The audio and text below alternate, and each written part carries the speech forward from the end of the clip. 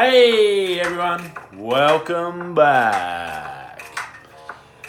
Another day, another vlog. Good afternoon. Shot over, wanted to get to one of the little hills outside, just on the other side of the camp here, where I get some photos for some sunset stuff.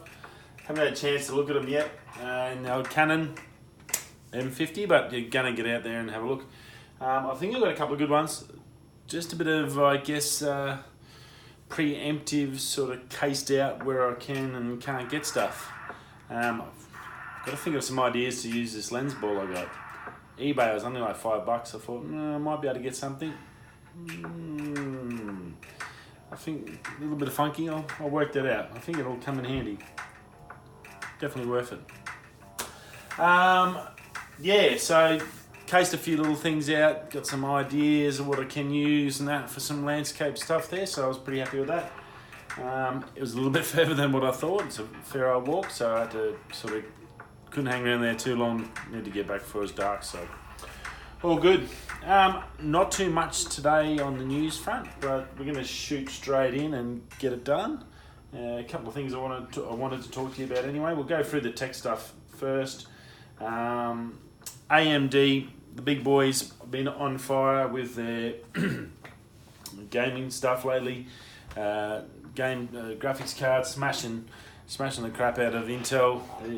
Intel's pretty much getting crushed this year, which is huge. I mean, they've been the big boys for a long time, and AMD has just stepped up their game, it seems, this year. So really good. Now AMD's obviously known for their gaming stuff, and I guess on the PC side, I guess as well, and also now coming into the Apple and bringing their stuff into that. But they've released a bit of not an opposition. It actually just blew the Intel Xeon chips, which are the commercial chips, out of the ballpark. They've released a monster 64-core, 128-thread CPU. So just huge biatch. What a chip. The boys on Linus had it on there, and they just run it through things. One chip basically on just like rendering stuff like that, which is sort of most of the tests for the PC side. Just absolutely destroyed two Xeon chips that were actually worth more money than the price of the one AMD chip. So these two Xeon chips were worth $10,000 US. This one, I think it was $7,000 AMD 64-core 128-thread chip. Made them look like kids' toys. So yeah, AMD has really stepped up. The Xeon range, it's way into business computers. It's obviously a very expensive chip. I think it's probably overpriced. I think you'll see Intel is going to have to either drop their prices a bit or pull their finger out, because they are going to be hurting. I think they might lose a fair few customers over this. A $3,000 US price difference between a chip is a big difference for a business. Or graphic artist, or whoever's used, guys on the commercial side that are using it. So it's definitely something to have a look at. Boys also used it for gaming, and they run, instead of having a graphics card, they run the game, some of these high-level games, straight off the chip. And it actually survived. Most, they reckon, couldn't handle it, but this one survived. So, yeah, just like AMD, just knocking them down. Wow. Yeah, pretty amazing. And I don't think they're going to stop there. They're really pushing forward. Unbox therapy yesterday. I was going to mention, we did have a lot in the lot in the daily news, so I didn't really want to mention it yesterday, but probably I can get to it now. It came on. It was a title of the video was "Do not buy the iPhone." You had to sort of read it twice to understand it. Oh, hang on. Oh yeah, epidemic sounds.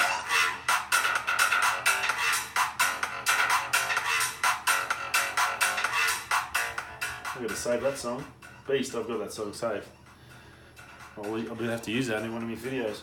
That's pretty cool. Sorry to interrupt. yeah, so Unbox Therapy, come on, do not buy the iPhone was the title, and it was nothing about a product. It was basically about, he had a bit of reflection on his last few years and thought that he'd probably let himself down, I guess, and that he was concerned that he was looking at what was wrong with these products. So what's wrong with the new iPhone? What's wrong with the new Samsung? What's wrong with this? And I completely understand it. And he basically said that we should be celebrating how good these things are, these phones. Like this iPhone 10 of mine's amazing. Like, and then now there's something that's even better than it. It's pretty mind-blowing.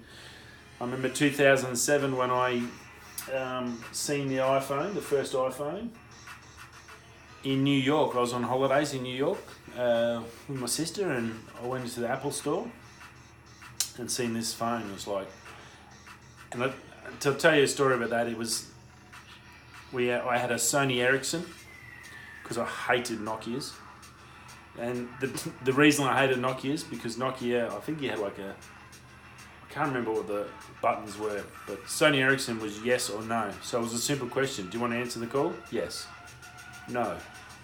So that was the green or the red, but it was on Sony, it was yes or no. It just was easy.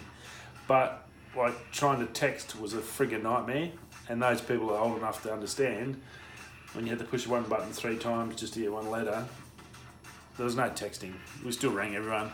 I sort of was before, and not long before that, I can remember every person's mobile phone number in my head, and now I don't remember anyone's. So, but yeah, so I had a Sony Ericsson, and I walked in this Apple store and seen this blooming Apple iPhone, and I'm just going, and these big fat buttons, like your keypad was the size of the screen. It was 1, 2, 3, 4, 5, 6, 7, 8, 9, 0, and it was this big. You know, and even now they make them too small. They keep making them smaller, and that was the biggest selling point for me. My big fat thumb. Look at that thing. You know how many times I've hit all these fingers with hammers as a mechanic? You know, epoxy little buttons on everything. It's a pain in the ass, especially texting. So yeah, that was a huge selling point for me. I come back and just seeing what this thing can do, and like I just wanted it for a phone, but that was easy to dial a number, and then you know you can get the internet. What do you mean you can get the internet? At that stage, I think, we barely got out of dial-up. I think we still had dial-up at about 2 kilobytes a second or something. That was in Darwin, so 2007. Yeah, I'm pretty sure before that I was still dial-up. So it was crazy. So yeah. To come from that, and now it's only 12 years later, but 12 years really isn't a long time. And now we're talking about being able to 3D cameras on the back of the new iPhone next year for virtual reality, so you can you want to buy that chair? Okay, well, I want to put it under that table. Let's look at that. Oh, that chair doesn't look good under that table. Try that chair. Oh, yeah, that looks better. Yeah, I'll buy that one, order it. That's what they're getting to. That's the next shopping thing that's going to be happening. This VR is going to be the next shopping. So no longer do you have to even look at it and think about it in your mind. You can put that product in your house and see if it matches and fits. That's going to be the next thing. I 100% guarantee you that's what's coming. That's what VR's for. It's all about shopping. It's got nothing to do with creative. It will have something to do with gaming, but I guarantee you it's going to blow shopping out of the water. I wouldn't be surprised if Amazon's working on it, and I'm surprised actually Amazon hasn't got their own phone for that reason, and specifically for that VR, so you can just pick a product, put it in your house where you want it, see it there and go, yeah, that looks good, yep, that's the one, that'll suit, that's perfect, that's exactly what I want, I'll take that. Do you want that painting on the wall? Oh no, not that one, that'll look good. Oh yeah, that looks good with the colour, yeah, let's get that one, order that one. So that'll be next. So yeah, he's sort of, so I get that, and I come home back from holidays and told everyone I was buying this iPhone. I'm ordering this iPhone, got on the day it released, ordered it, would have been easily one of the first people in Darwin to get one. Got shipped up through the mail because no Apple store in the territory. and everyone laughed at me, said, look at that stupid thing, you're a dickhead, rada rada, usual stuff, usual territory banter. And I guess within 12 months, everyone had an iPhone. Everyone, it just went bang. It was just that change of culture, that overnight change, just changed bang like that. So it's been good ever since, and it gets better and better. And I think we're just getting complacent, I guess, now that things, we demand it to get better all the time, better, but it's just so amazing what we've got. And I think that's what he was trying to say. And I totally agree with him on that. So, and as a mechanic, where my whole job is to find faults with something, his really isn't. His job is to find what's good about it. So, and I think that's what he was after. From our job as a mechanic, as a doctor, doctors, stuff like that, all we think about is finding the negative things in life. That's what we get paid to do. We don't pick up a computer and go, geez, that's a great computer. We go, oh yeah, it's broken, scratched, okay, we need to fix that, we can fix that, or it's dodgy, we'll fix that. That's my job. Look at something, and I should be able to look at it and go, drive it, test it, yeah, this is broken, that's broken, that's broken. All we think about is negative stuff. That's our life. And unfortunately, after 20, 30 odd years of being a mechanic, it tends to wash off. So I'm really focusing on trying not to do that with the other stuff. So, and photography, surprisingly enough, is helping me do that. So very cool. So yeah, it was a very interesting video to watch. Obviously something different from what they do. It wasn't a review or anything like that. It was, I think, pretty hard. I considered it was pretty heartfelt from him, and he was speaking from inside here. So it was very cool of him to do it. And yeah, I think he had a very valid point. I think we're probably getting a little bit complacent, and it's good to see that sometimes we just need to go step back and go, actually, man, this thing, I can do everything on my phone. It's not as bad as it is. So yeah, that's enough of that. Now, next, let's talk film. It's a little bit late in the game. I only found this competition the other day. Filmsupply.com, they do stock photography, video, all that sort of stuff. Big players in the game. They've got a competition on the moment. So if you are a creator, editor, you want to have a play and see how good you are and try your hand at something, they've got an $80,000 prize pool, US that is. And up until the October the 10th, that's the last day. Basically, I want to get in and give it a crack. I've got to get this video tonight finished for the Perth Boat Show. I want to get that done and out to you tomorrow. So fingers crossed, I'm going to smash some edits tonight. Went out and did more photography last night, so I didn't get a chance. So I'm going to smash that edit tonight, and then I want to shift change that, really go to town on this edit and see if I can't get it up, just to see what I need to work on, I guess. Here's what I think I can do.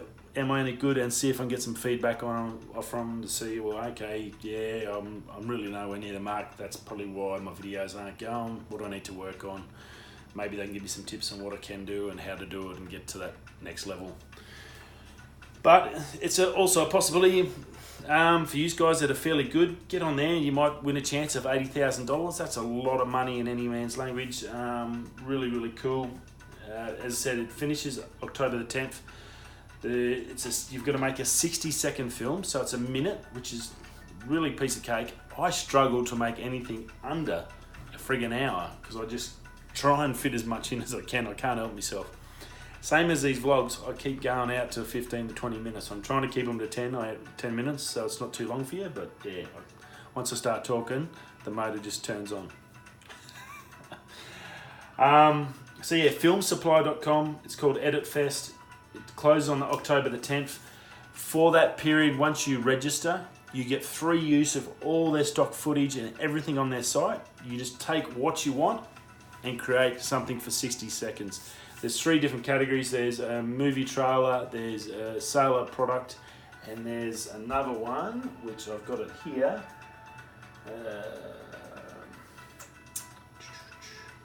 Best ad spot, best movie trailer, best title sequence. So that's your three ones you need to do. I think first prize is 15,000 cash, and then 15,000 cash for that, and then 60,000. industry press, feedback from judges and more. Judges in it, some high profile ones. Scott Mitzier from The Social Network and Revenant. Patrick Clare, creative director. True Detective, Westworld. And a lot of other guys, but a couple of big names they've got on their pages. So very cool. I'll go and click to get some more. Sharina Florence, Victor Jury, True Detective, Lexus, Sharina Florence's Apple, and Beats by Dre. So they've got some big names in here. So I guess no matter what level you are, just to get in there, do a 60-second clip. It doesn't cost you to enter. It doesn't cost you to get you don't have to sign up as far as I'm concerned. You're not locked into buying anything, but it gives you a chance to get some feedback, which sometimes is worth more value than what you can imagine. And that's about it. Yeah, I've got to get my head down, bum up, and do some editing tonight so I can get to this and have a crack. I can't wait, actually. I'm pretty excited about it. I think it might be a good chance for me to learn some more editing stuff. Anyway, thanks to a little bit of G Fuel strawberry shortcake. I sent him an email the other day, G Fuel, if you are watching. Some cheesecake flavours, please. Blueberry, white chocolate. Maybe call it Tiger's Media or Crocodile Crunchy or something like that. That'd be gold. Some cheesecake flavours, some baked cheesecake. That'd be wicked. Anyway, you got my email. Give me a call. I'll give you the flavour list. Yum. Anyway, that's it for me. And me G Fuel. I'll see you all tomorrow. Hope you pulled up okay and you didn't have too much of a big night. Guys in the States are probably just waking up or just getting home. Maybe getting home. Hope you had a good weekend. Enjoy the rest of your Sunday, what's left of it. Get a good sleep and in and upwards on the week. Wherever you're going, whatever you're doing, whether you're coming, going, or upping or downing, we'll see you in the morning, tomorrow, evening. Sounds good? Ah!